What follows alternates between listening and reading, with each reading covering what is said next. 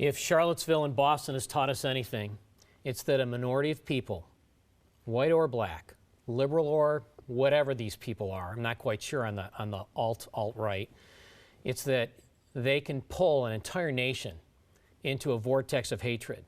I don't care if it's Antifa. I don't care if it's the white separatists. I don't care if it's the Klan. I don't care if it's the Black Lives Movement.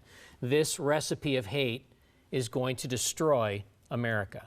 I agree with you that the recipe of hate has been the #1 sickness sin of this nation. But that march in Virginia between the neo-Nazis and Klan members and some quote-unquote Confederate sympathizers against those who were protesting against white supremacy, there's not a moral equivalent between the two. Because one thing that we realize, neo-Nazis, Klan members, and those who love the idea of white supremacy have a documented history of lynching, murder, and killing people. What I'm worried about is this.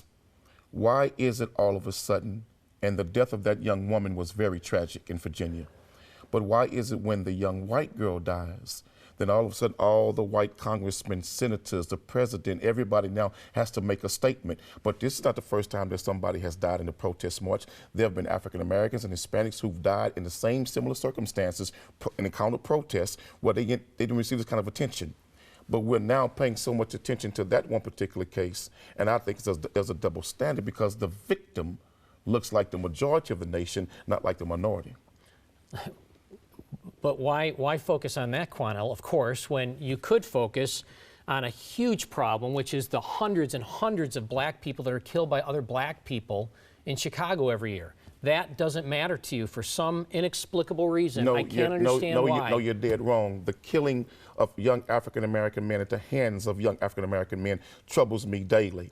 But I also then why don't you come on there and talk about that as a problem? But you got to understand that the black community was robbed of a knowledge of themselves. They were taught to hate themselves for the broadness of their nose, thickness of their lips, the color of their skin, the texture of their hair. Young black men are killing each other in the black community like that because there's a lack of love. But we were systematically taught in this nation by white supremacy to hate ourselves. Therefore, I can easily kill another black man that looks like me because I hate myself, so therefore I hate him too. Quanell. But that's something that we didn't teach ourselves. America taught us that, and that is a shameful legacy of white supremacy in this nation. 93% of blacks kill other blacks.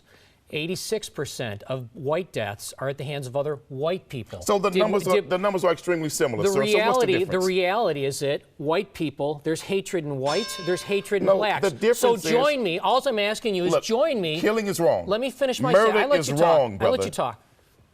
Join me in putting down and saying that both white hatred and black hatred is bad. And that's Join me in saying that it's wrong on both sides. And that would be the equivalent of the sheep joining the wolf to have dinner. I know better than that. You all don't give a damn about black people. There will never be peace. You all have peace never cared about black people. Because if you did, the hate level wouldn't be what it is in America. You will always have this hatred in your heart, Quanell. We'll never have peace. That's BS, brother. It's about showing the truth of this nation, man.